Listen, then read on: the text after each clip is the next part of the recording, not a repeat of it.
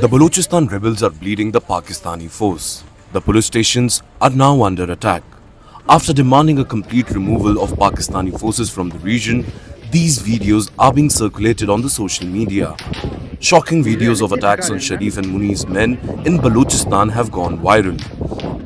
On August 20, reportedly, police stations in Pashin and Sarahanan were bombed. Videos emerged claiming that Baloch rebels took over one of the key police stations. The rebels also reportedly seized the weapon from inside the police station. Reports also suggest that rebels did not stop there. More police stations were attacked. On the other hand, Pakistani forces counter-operation are also continuing. Operation Radul Fitna 3 has been launched. And on August 20, 5 rebels were killed in the Kili Suran area.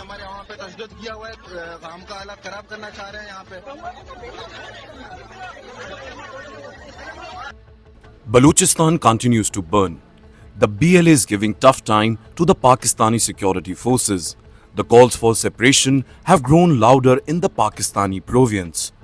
The rebels have united and have given a 1971 reminder to the Pakistani government.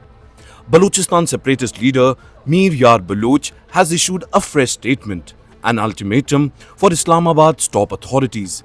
He has demanded a complete withdrawal of the Pakistani security forces in the region.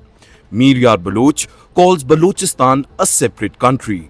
He claims that the Pakistani army is illegally stationed in the province and is looting its resources and minerals at gunpoint, consistently posing a threat to lives and properties of the local population.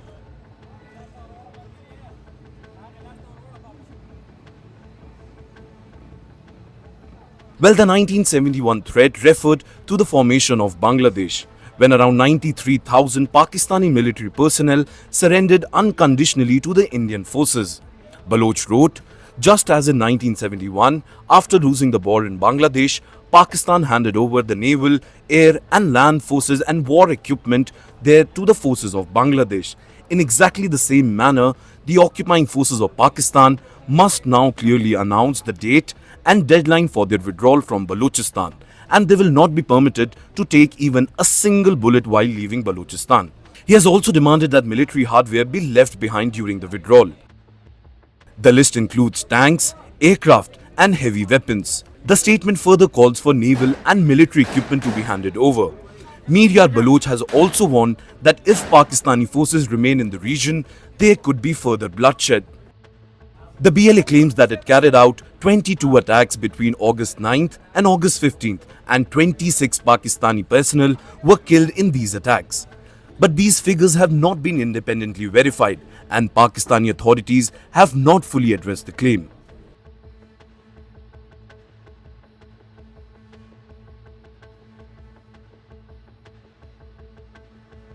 Tensions persist in Balochistan. Just a day after Balochistan celebrated its Independence Day, Pakistan Air Force bombed Surab town of the province. Some reports claim that around 30 people were killed in the attack. It was claimed that unarmed women and children were targeted. The Baloch activists have drawn global attention over Pakistan's brutality in the region.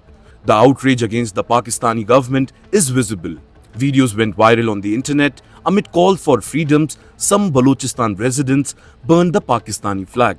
Well, this happened around 14th August, when the country celebrates its Independence Day. But the rebels in Balochistan observed it as a black day.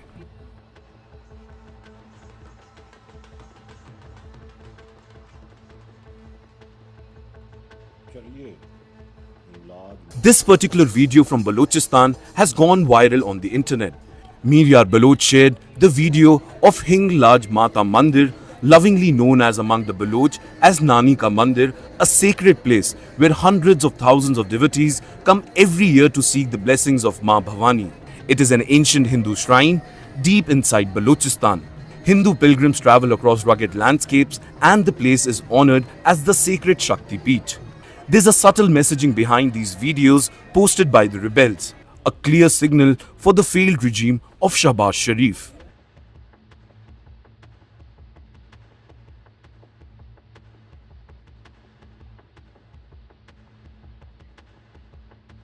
Now, every year on August 11, Baloch rebel groups mark what they call Balochistan's Independence Day.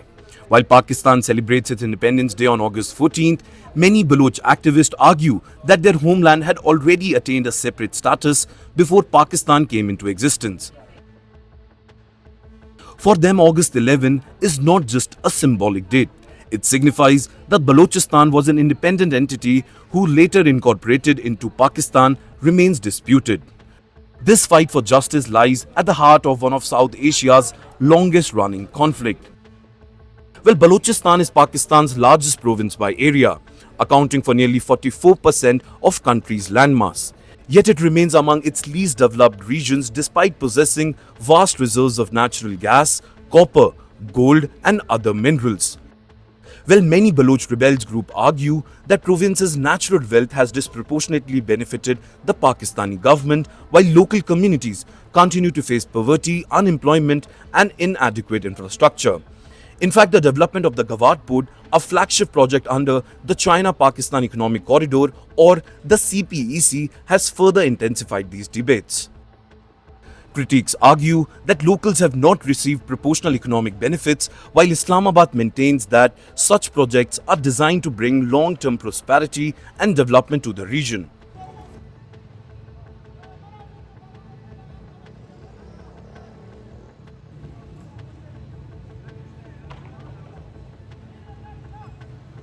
Today, Balochistan continues to be one of Pakistan's biggest security nightmares. Recent years have seen attacks by rebel groups targeting Pakistani security forces, infrastructure, and at times Chinese interest linked to CPEC projects. Pakistan has designated several of these organizations as terrorist groups and says its security operations are aimed at protecting civilians and maintaining national security. Well, alongside the armed conflict, human rights organizations and Baloch activists have repeatedly alleged enforced disappearances, arbitrary arrests, and restriction on political activities. Families of missing persons have organized protests demanding information about their relatives. Pakistani authorities have denied allegations of systematic abuse, stating that security operations are conducted within the framework of the law and are necessary to combat militancy. But in the end, the region is suffering and its people are at the receiving end. With the situation going out of control, now the question is, will Sharif really look inwards and try to save crumbling Pakistan?